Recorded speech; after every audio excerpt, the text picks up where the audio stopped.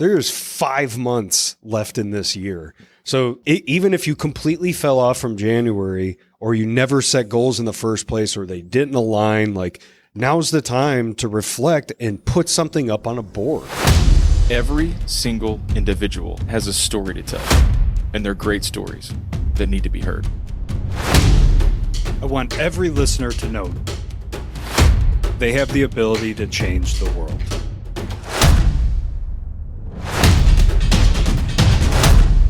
Welcome to the 1720 Podcast. What's up, Mountain Movers? Welcome back to the 1720 Podcast. 99, sir. 99. It's like watching the 99,000 to 100,000 on your car odometer, just waiting for it to flip. Waiting for it to tick over. Yeah. Like if we just stop recording now, we'll get to 100 more quickly. Yeah, like what about that? The 99th episode is 27 seconds. That would be the shortest, but not by much, right? I had that one solo where I was up against, like, literally staring at the wall talking to myself. I think it was like 17 minutes. A 17-minute nightmare. I'm going to look. I mean, we talked about it last week when we were recording, but I have the, like, humongous spreadsheet of every episode we've ever had and how long they were and everything. Here, I'll go look real quick and see. Because it was, let's see, it was Kev's solo episode 24, runtime 18 minutes. All right. It was 18 minutes, man. Oh, now. Yeah, that's not awful. But it was wedged in between 2 hour-and-a-half ones. Yeah. So it probably felt tiny when you were staring at the wall all by yourself. Yeah. I guess that was, man, time warp myself. That was in the middle. Was I in the middle of trial? Like there was no way I could, like we just couldn't make it happen? Yeah, I think that was one of several episodes improvising a bit. The other ones, we had some guest hosts. Oh, yeah, because I'm looking at the list. Melanie stepped in. Yeah, it was Melanie and Daniel. I guess Melanie was the co-host for Daniel Harris, and then Preston was the co-host for Dave Foltz those next weeks, and then we hopped back in. Yeah, that was a long time ago. I know. It's crazy. That was a long time ago. Yeah, 99. We're getting close. The odometer clicks over next week with our super special guest. But for this week, curveball. No Stephen Holly. Yeah, man, we're going to catch up with him. I know his world is spinning as the economy ticks and the projects change and everything. So I get that, like, we're just in flux a little bit. We'll keep working on that. We will get him lined up sometime in the future. Just kind of a pivot for now, though. We always have something to talk about, as it turns out. So 3 or 4 topics for the day. We'll run through a couple of Kevy ones, couple of Stewie ones, and we'll just ping pong back and forth like we usually do. Hopefully adding some value to you guys' drive this morning. So Kev, what's on the agenda? Well, I know this one's going to be painful for you, but I love it. And it's fresh because we're recording this on the 2nd. On the 1st, we did our monthly goal update as a team. So in January, when everybody's on fire for their goals, we get them written down, pinned up against the wall. But then the first Monday of every single month, we check in out loud to each other. How we doing on these goals? And it's sometimes somebody's reminder, oh crap, I had that on the wall. I got to get back after it. And it just holds us accountable to remember who we wanted to become when we're on fire for it in December and January. Right. Yeah. The reason that's painful for me is because I don't do a good job at this. I think leading into us recording, I either thought or said, I don't have anything to say about this, which is obviously the pain point for me. But let's roll through some of your stuff, and then I'll kind of explain what's going on my end in terms of like resets and stuff like that, because I have learned the value of this. In fact, talking with a client yesterday about it, just sort of, you got to put something on the wall. You have to be chasing about something. It's easier for me to say, I guess, for whatever reason it is for me to do. But we'll rewind to that part for me. I know you keep like a crazy chart. You're tracking church budgeting, cursing, I think was on the hot list this year. So let's maybe talk through what those buckets look like. I know we've done this some before, but as we're working on like a EOI headed to the end reset, let's talk through what those buckets typically are, and then how you doing, and then I'll talk. Yeah, before I get into my goals, the biggest reason why I wanted to bring this up is it's early August. There's 5 months left in this year. So even if you completely fell off from January, or you never set goals in the first place, or they didn't align, like, now's the time to reflect and put something up on a board. And then after you come up with it, who are you going to share it with? You know, your peer group, your colleagues, your family. Like, somebody that can hold you accountable, like we talked about in the last couple of weeks. You need that.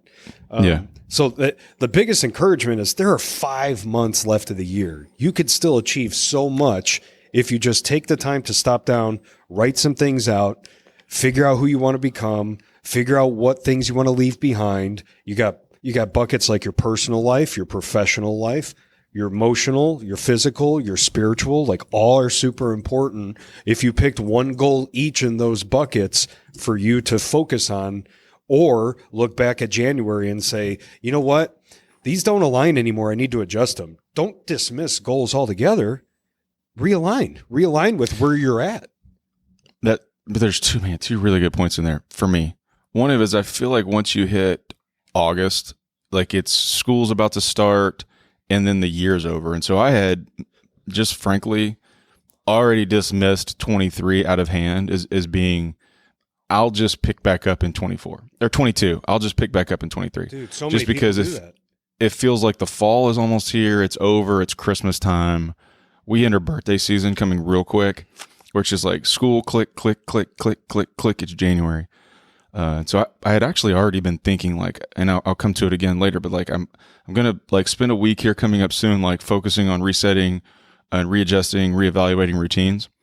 And I was already thinking like, I'll do that for the purposes of setting up for better in 2023. Jan 1, 23, totally different. So even that for me, like really clear from you, just like, dude, it's August. What are you talking about? Yeah, like, man. do it now. So that's helpful because I think probably my routine reset coming up in a couple of 3 weeks, that's for September. That's for the end of this month. Once I get it clear and get retweaked, that doesn't need to wait. So that's actually very helpful. And the idea of like realigning, I don't think about that. I would have thought you too, but maybe not. It's just like, this is the goal, bear down, bear in and roll with it. But the thought of like readjusting it, I frankly never think about that either. Fix it, realign it. Because if you're heading the wrong direction and you just now realize it, fix it. I never thought of that either. So that's a good idea. Yeah, if you want to wait to throttle down until next year, that's fine and dandy. But like, what habits and consistency and discipline can you build now? So then when you hit January 1st, you don't have to learn all this from scratch, or you're going to do the same old thing of this slow trajectory, make it a gauntlet, be super negative, and all. Guess what? August of 2023 rolls around. You're like, what were my goals again? Like we find ourselves in this vicious cycle unless we break it, and it's talking through it. It's getting those gut punches. For me, I got my goals out there, but my biggest realization is they're not big enough because I look through them. I'm like, check, getting them all done. And the good thing is, I need some capacity for them not to be so big because some things have crept in my life that are much bigger that I'm working on pretty much all my downtime. And so those are goals that are shaping as January's goals were rolled out, and which is good. That's because if I was fully baked, maybe I wouldn't have the mental capacity to see these things that I'm currently working on in addition to the goals that were set in January, if that makes sense. No, it absolutely does. I was just clicking on my computer trying to find a file that I wanted to look at, but I can't find it offhand. But the long and short of it is a few years, every year towards the end of our fiscal year ends at the end of the calendar year. And so towards the end, as we get ready to close out the year at the firm, we do these like memorandum of all the things that we've done. And it's sort of like a summary just for everybody to get their arms around. What are you working on? Who are you working with? What have we done? What were you, all that sort of stuff. It's a internally reflective memorandum. And it gets circulated around. And I was talking with the chairman of the firm one day, and he's like, I read all these from all of our partners, and I've never like quoted one before, but I quoted yours the other day. And I was like, what? You got to be kidding me. And I had included in there in the goal settings phase of like my memo, and I forget the quote. That's why I was trying to find it specifically. But the idea was like, if people aren't laughing at your goals, they're not big enough. And so that idea used to be written on my wall over here, or not on the wall, on the window. If your goals aren't big enough, people aren't if people aren't laughing at your goals, they're not big enough.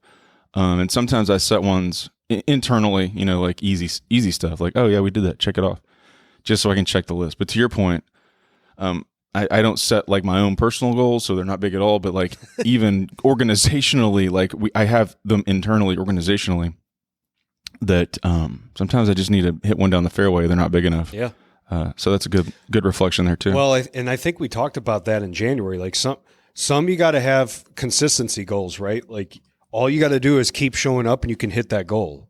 The other ones are Right. stretch goals where if I tried to bench press 315 today, I would die. But like, can I become the person I need to through strength training and conditioning and dieting, where by the end of the year I could do something that I couldn't in the beginning of the year? So I like to have a good balance of consistency goals and then stretch goals. Like when I look at mine, the swearing one that you brought up, I would almost consider that a stretch goal, like not a consistency goal, because the person I was January 1st couldn't lock down swearing, man. But like daily discipline for months has basically removed it from my vocabulary. And that's the goal, was remove swearing from my vocabulary. And I'm going on like 10-day streaks of 0 before the next one hits at this point. Do you? I know you're keeping. Is it daily trend data? Yeah. Is that what you're keeping? You should find. I know it's super easy, right? Just select and then hit chart. But I bet like if you looked at it, it's higher, tapering off, and then I would just guess based on our own interactions, like March starts to get close to 0 and then tapers off. Is that running there? Is that what your chart looks like? Oh, here it is. We're looking at it. Yeah, I would have loved to see November, December as if as a spin up data. Oh my God. I bet it was in 2 months it had to be triple digits, but you have that trend right here of like 2-month intervals. So the first 2 months were 73. The second 2 months, so January, February was 73. Oh wow, yeah. March, April was 28. So from 73 I wasn't too far off of my guess then. Yeah. May, June 7. July, August 5. Yeah. I just had a funny idea. I'm not going to do it, but I'll just lay it here because it'll be hilarious about how when I post-process this stuff, I should just go back and then like selectively beep out what you're saying about your cursing goals and make it seem like you're cursing all through it. Yeah, you're doing real good, sailor. Yeah.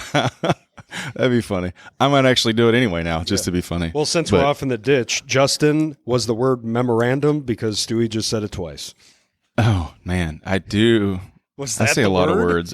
I don't. No, it's not. It can't be. I don't say that word a lot. I don't know. As opposed to saying memo, is that what makes it weird? Yes. Who knows, man? By the way, we're 10 minutes in, and everyone's turned off at this point. So there's some good stuff in there. Nah, I'm just messing with us. Okay, so goal setting, church. You were going, man. You've been crushing it, dude. I know you've been crushing going to church. Yeah. So the goal is 75% church attendance and 27 for 31 for the year. What's cool about it is what has come from it, right? It's not about the goal itself. It's about like the intention behind the goal. One of the biggest one is just building in my faith, right? And being more grounded in that. We talked about it in previous weeks with just getting that consistency in those reps with my daughter. So that becomes a regular thing that she gets comfortable with. Right. My relationship with Sam has grown. My relationship with the church has grown. And hopefully I'm a better person for it, So there's a lot that comes to that nerd alert Excel spreadsheet of counting the ones and zeros. Like, hopefully the world is a better place because of it, Yeah. I think that's true, right?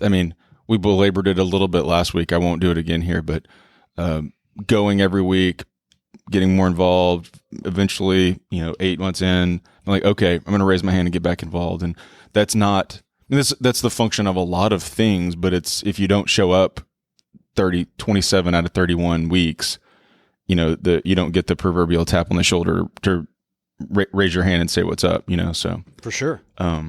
So yes, to those things, yes.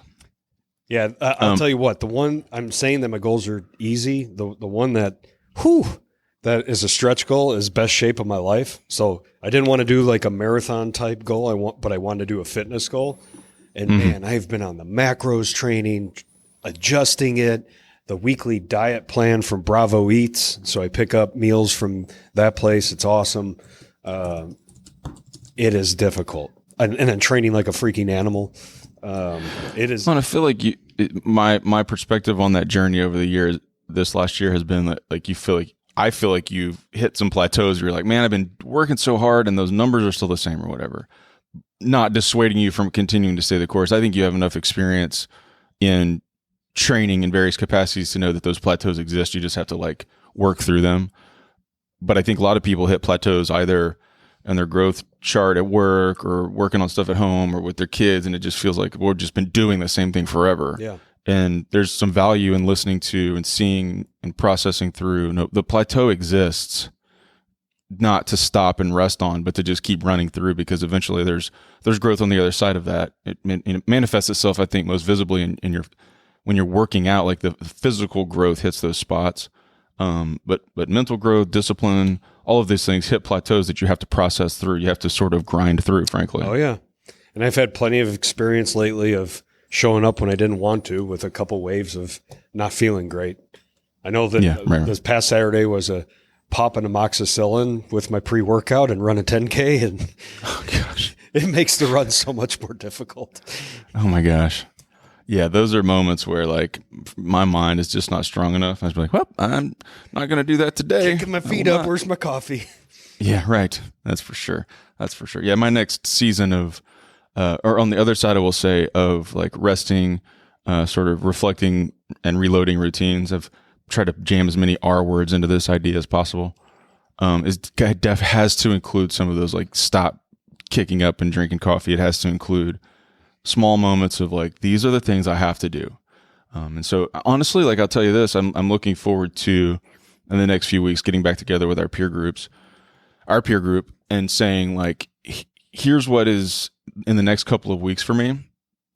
What do you guys see in the way that I have been acting or changing that you have been like reticent to speak up about, but need to like speak into?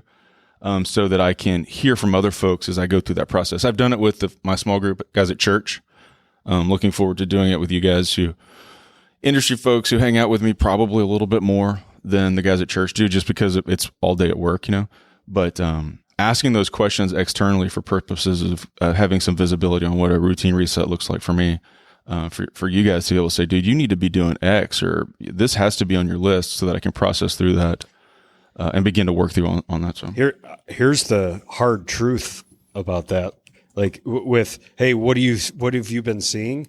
We haven't been doing a good job of getting together, so the people aren't going to know.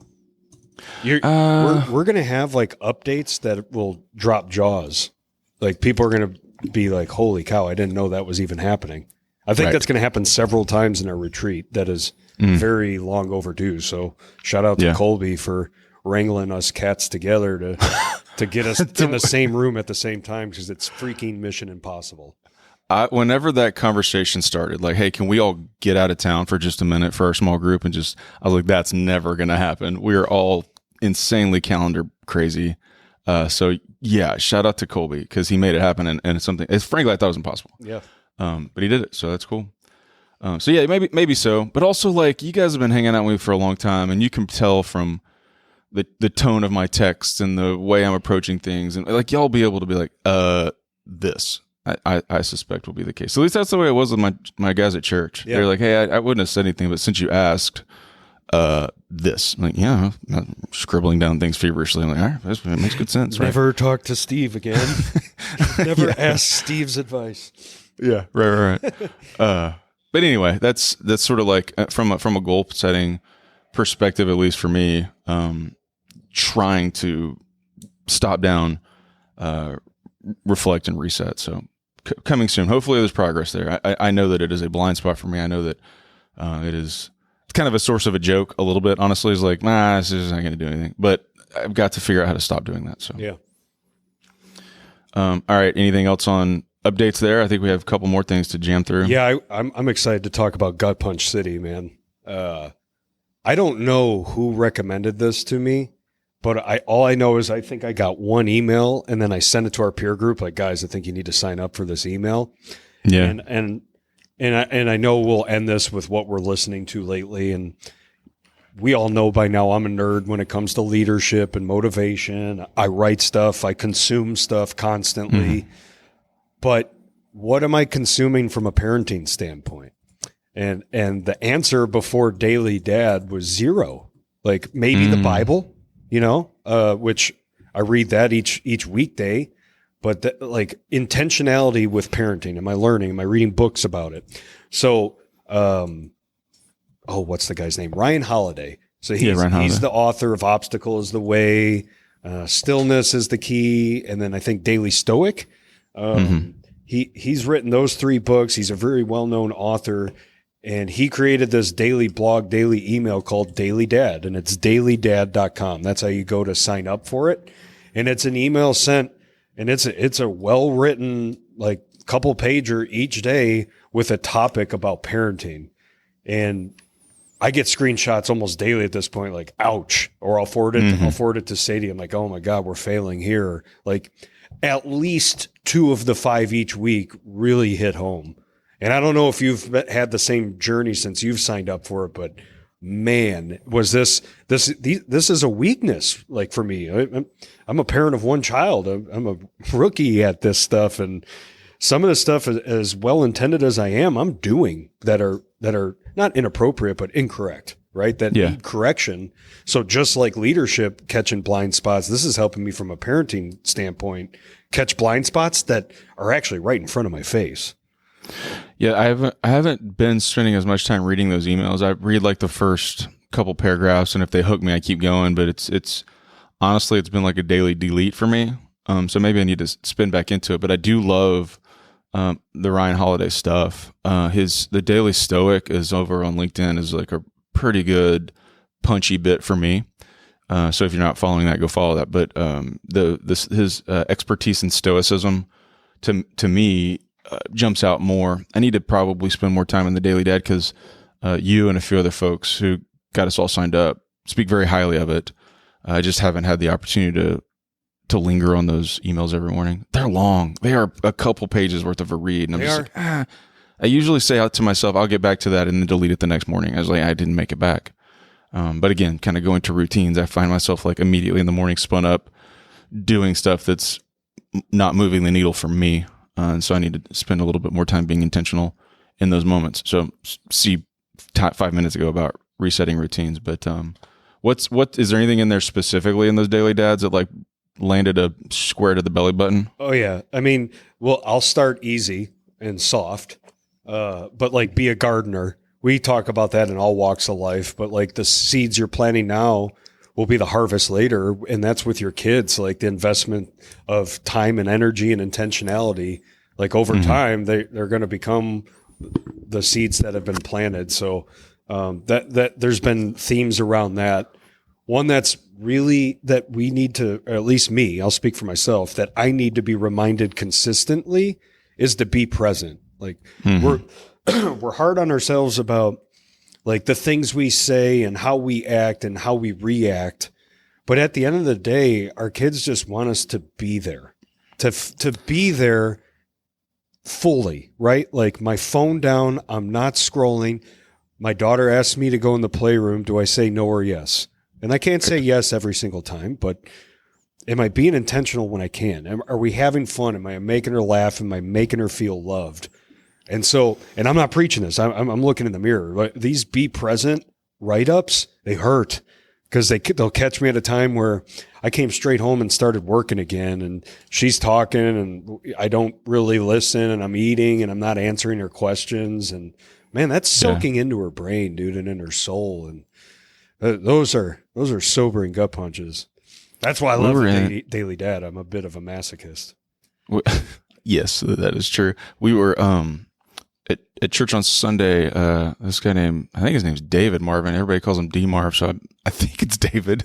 But he was talking about we were in 1 Corinthians. We're finishing up a study there, so we were in at the end around in 16. I think 13 and 14 was like the seminal verses for the week, and he got to talking about, he spends a lot of time in the youth ministry called The Porch at Watermark. And one of the things he said that I actually texted Ashley, she had stayed home because Hayes broke his hand this week. I don't know if I told you that. Hayes broke his hand. No. We'll come Spinning back to too hard on the ones and twos? No, it's a basketball story. Okay. I'll come back to it. But so she had to take Hayes to the doctor. So I texted her. I was like, oof, just gut punches from D-Marv. Because what he was saying is he spent a lot of time with kids, like young adults, like teens and early 20s, like that's his ministry space. And they all are wrestling through something. but they're never wrestling through the idea that my dad didn't take me to the Bahamas. My parents didn't buy me a Land Rover. They're not wrestling through those ideas that sort of resound in financial or worldly success.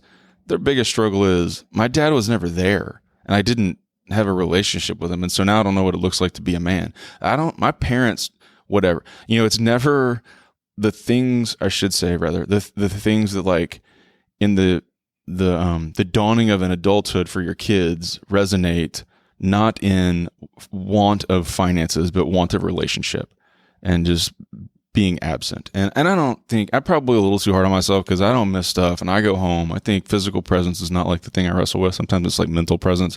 I'm there, but I'm doom scrolling. I'm there, but I'm emailing. I'm there, but I'm whatever.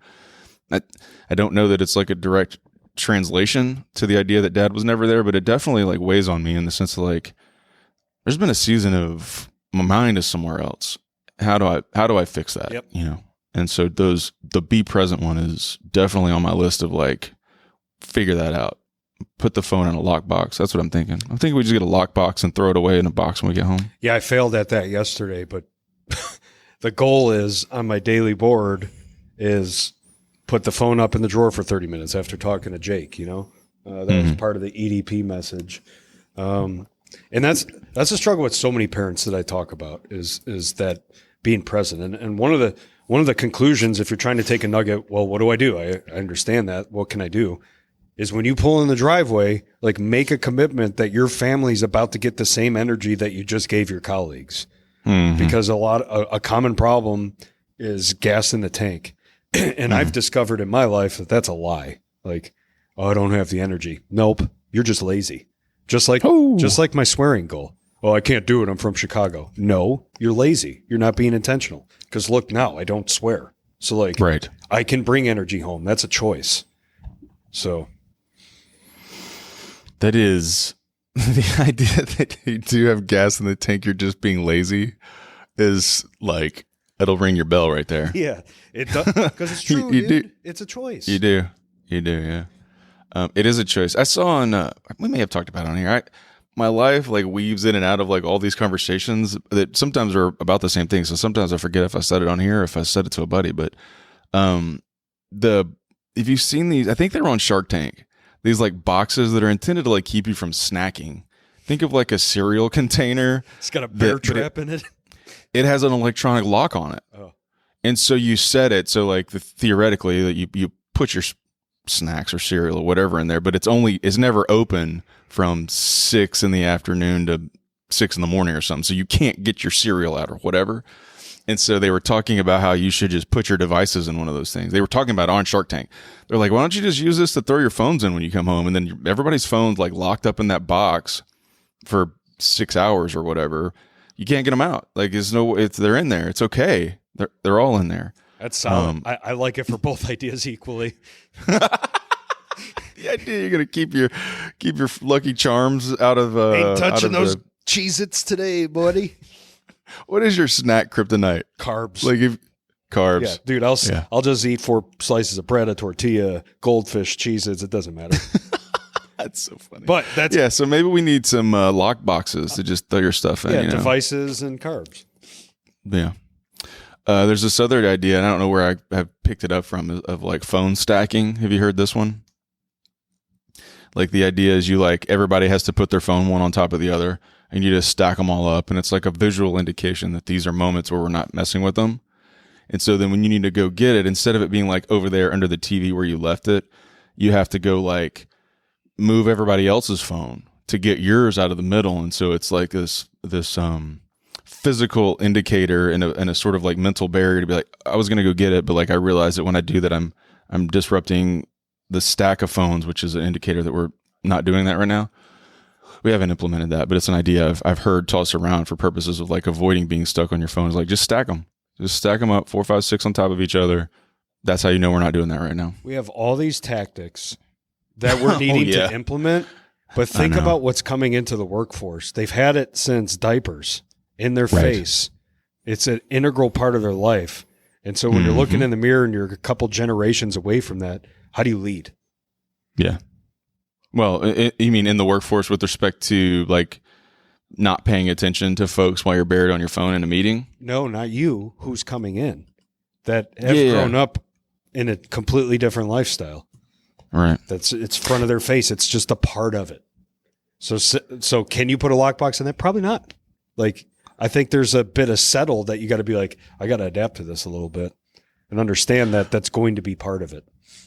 Well, and how much of it, boy, we'll spin off in a deep ditch here, but how much of it is you need to just take, right? Like, this is just how we are. Like, kids want to wear their Jordans to work and stop complaining that they're not the right color leather shoes or whatever, right? Stop being a boomer. And how much of it is, no, that's actually, that is destructive. Like, that needs to be not here, right? Like, how much of it is okay for your phone to be out when there's 6 of you sitting around a conference table and they're all sitting out on the table and you hear one buzz and it's a distraction? And how much of that's just an excuse and we really need to be like redirecting and say, man, this is a no phones meeting. Like, I don't want to see it, because when we see it, we're distracted by it. I mean, I just need 15 minutes of your focus.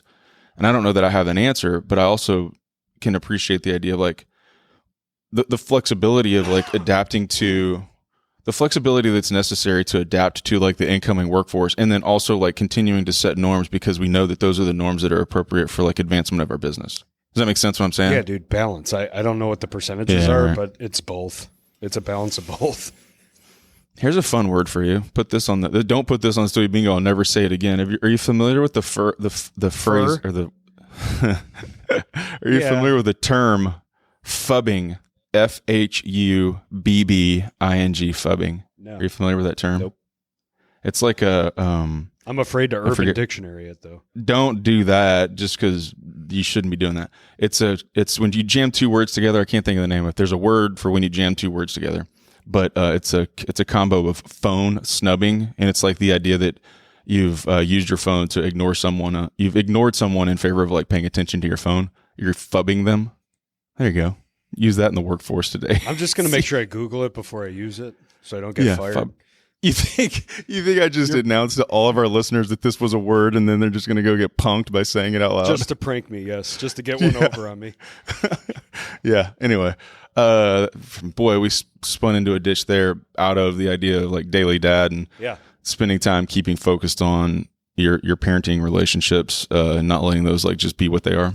Well, speaking of relationship, one of them on the list, back to daily dad, is how are you modeling a healthy relationship? Because your kids will do as you do, not as you say. So they're going to, that's why they say you're just seeing a reflection of yourself and your kiddos. And I think of my childhood and like some of the things relationship wise, I struggled with and had to work through because that's what was modeled for me, which sometimes healthy, sometimes not. But man, that's true. Like, how is your interactions with your spouse?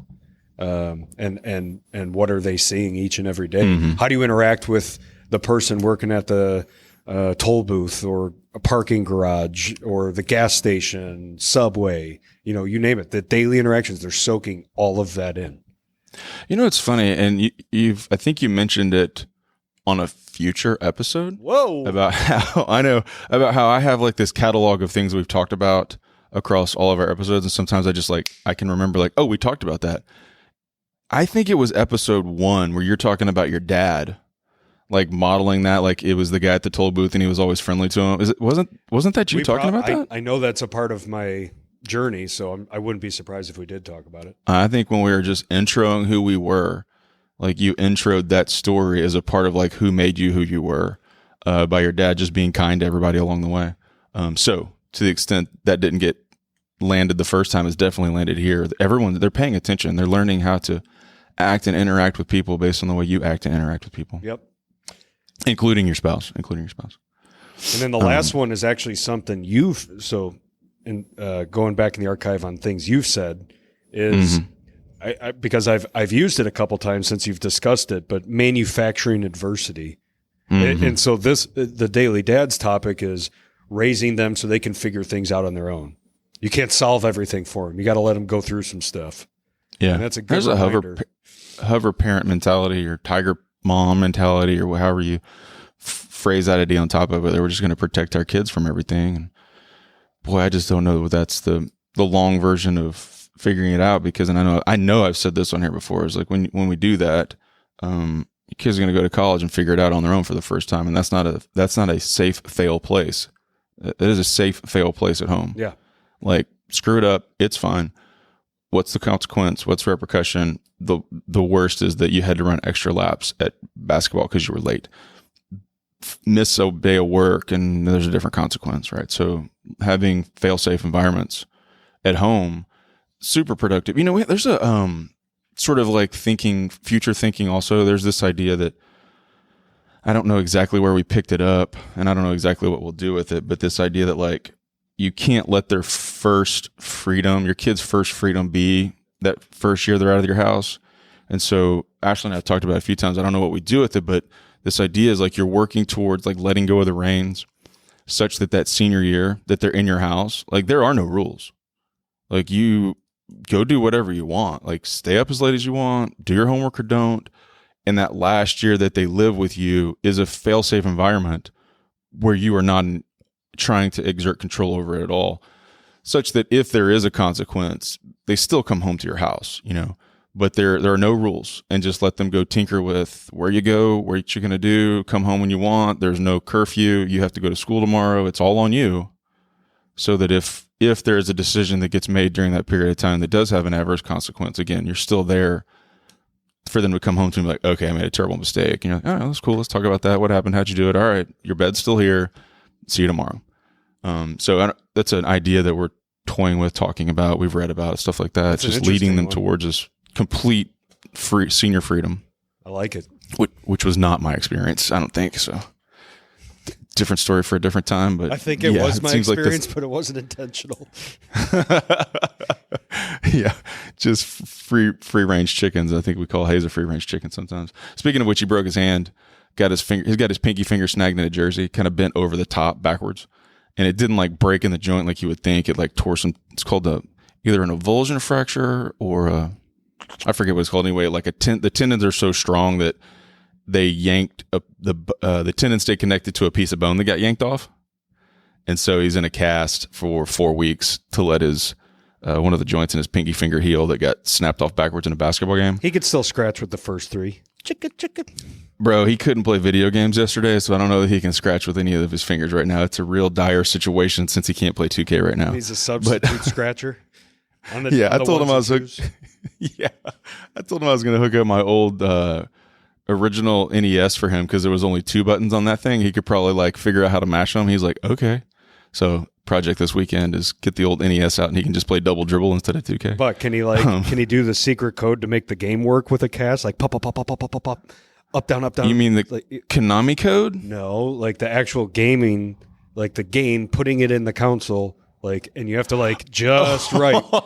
Each machine, each console has its own little password where you got to put it down 2/3 and then hit it 17 times and then put it in. And then hit on. Reset first and plus start, and then it'll come on. I forgot about that. Yeah, he'll have a good time. I think I counted them. I think I have 56 original NES games in the closet still from back in the day. Yeah, and so he's going to have a good time, assuming I can get it to start. Good time these next few weeks playing OG Duck Hunt and Mario Brothers and Excite Bike and all insert original NES game here. Send them up to our office. We have that arcade plug-in of like all the game consoles. Ooh. Or just a joystick and you can slam the cast down on the buttons. Might take you up on that. Hey, good news. Hayes, you're going to DG today. Yeah. Just play videos all day and drink their Cokes. Nobody will even notice. It's good to go. I'll see you at 5:30. All right, so boy, we've been going pretty good. Lots of good stuff. What do you got? Just before we spin on that, dailydad.com. If you didn't catch it in the first one, I, like you, don't want to read it sometimes, but I know why, because subconsciously I don't want to get gut punched again. It hurts. Yeah, dailydad.com, ryanholiday.net, HOLIDAY, ryanholiday.net, Daily Stoic. Those are all sort of like in that same genre from the same dude. Great stuff. So go check that out. All right, last thing I was going to run through with us is just what you read and what you listen to. I feel like there's some value in sharing the things that we're consuming on the outside. Yeah. So in addition to preparing for and doing this, I know we're consuming stuff on the outside. So you want to go? I got got a couple things that are on my. I'm not reading anything, but I'm listening to a bunch of stuff list. You want to? You interested? Well, yeah. Why don't you lead? So shout out to Tim Rothberg, my buddy at the firm down in Houston. He's in seminary right now. I can't remember if when we recorded with him it started or not yet, but he's in seminary. And he's been telling me, dude, you've got to read this book. You've got to read this book. I took a Christian leadership class. You got to read this book. And I'm like, okay, cool. I'll read it later. And then as I'm heading towards this like reset routines, I was like, I'm going to read it. And so I started earlier this week, this book called Leadership in Christian Perspective, Biblical Foundations and Contemporary Practices for Servant Leaders. It's by Justin Irving and Mark Strauss. I'm audibling it. I texted him yesterday. I was like, man, I can't believe I stiff-armed you on this for 6 months because I am 15 minutes in and regretful I don't have a paper copy to highlight. You know, like I there's something to like actually marking and flagging that helps me remember. And then it eases my ability to go back and reflect too. I don't know how to do that in Audible in any meaningful way, but man, I'm 15 minutes into listening and regretful I didn't do this a long time ago. So it's a highly recommended book out of a class from seminary on Christian leadership. So working on that, trying to finish that in the next week. And I just burn through podcasts like a lot. So that's like my usual listening routine on the way in. I don't have a long commute. I only have about 15 minutes. And so my usual routine is like cranking through a podcast or something. Two recently added ones, one from Ashley that there's a lot to consume. I'm working on getting back to it, but it's called Feeding the Mouth That Bites You, Parenting Today's Teens. Have you ever heard of that one? Nope. She speaks super highly of it, about the idea of them talking through, parenting teens, and it's opened our like conversational eyes to talking about ideas that we haven't really thought about before. And so we'll talk about ideas, and then she'll say like, I listened to that on Feeding the Mouth That Bites You. And then eventually she said, you've got to go listen to it. So I've put it in the rotation.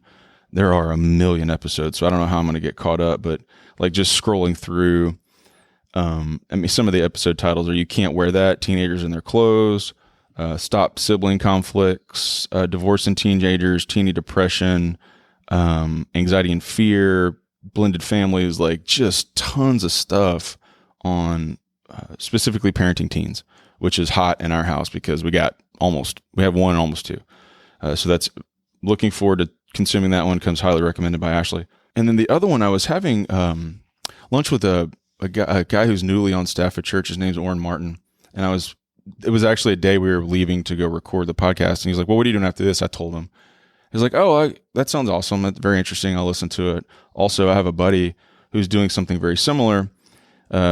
Used to teach at the seminary with me, blah, blah, blah. It's called the Leading Forward podcast by Matthew Hall. And so that's in my rotation right now too, is picking up on that podcast, just checking it out because it comes highly recommended from a friend. So those are new ones to the rotation. And then old ones, there's a bunch of basketball stuff that I listen to. Let's see, just scrolling through my Daily Stoic has one talking about Ryan Holiday, which is really good. That I listen to as the topic interests me. I actually think that's kind of my circle. Yeah, I think I've heard of Leading Forward. Oh, really? Mm-hmm. I think so. So this is I'm going to have to read more about it, but I think I've heard of it. They're really well produced, and the content that I've consumed thus far has been very good. Highly recommended by buddy Orrin, who's now on staff at church. I got a whole staff. Look at that. Yeah. Pretty cool, man. We need a whole staff. How do we get more staff for the 1720 podcast? Money. Oh, right. Yeah, there's no. Unless, volunteers. Yeah, anybody want to come on staff?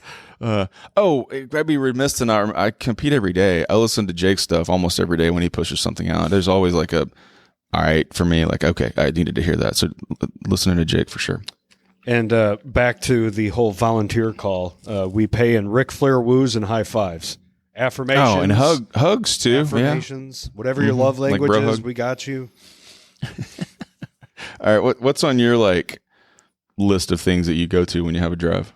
Or that you're reading or something, whatever, man. I just finished a good 1-2 punch that I found out that several others are going through in my inner circle. Gary Gunner, Colby May, Preston Freeman, all have done it in the same order, and it's Keep Hammering by Cameron Haynes. So he's a big hunter, avid bow hunter, one of the top in the world at that, but then a long distance runner. And and his slogan is Keep Hammering. And he wrote a book, and it was awesome. Listen, he self narrates it. So I listened to that. And then I just finished Tim Kennedy's Scars and Stripes.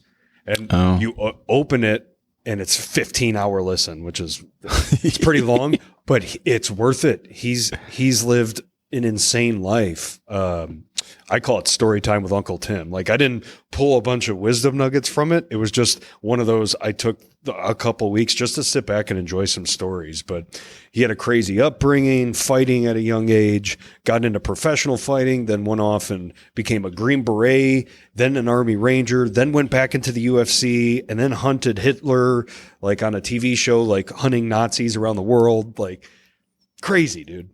Crazy. Yeah. And those then are my stories. I do glass. I'm a glass guy. I'm a construction lawyer. Yeah. I've not.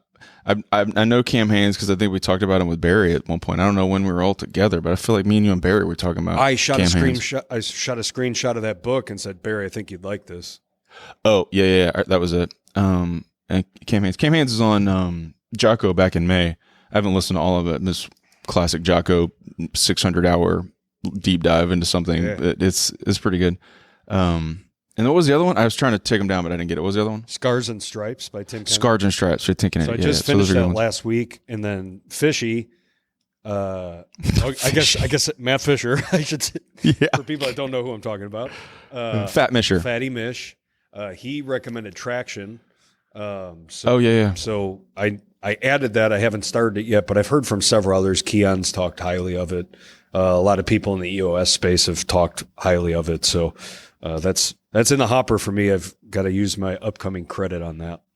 There you go. Dude, I have so many outstanding Audible credits just because I haven't. Can I send them to you? No, don't send them to me. Gift them to other people. Can you share them? You used to be able to, and I think they blocked it like a year ago, okay. Which is silly. I have 11 credits. Like every month we pay just whatever dollars for a credit, and then I haven't used it. So I need to do that. I can't keep up. Anyhow. All right, cool. Man, that's some good stuff in there. I was trying to take notes as we were hammering along for purposes of like putting together our episode description because we kind of wove around a little bit. Dude, there's good stuff in there today.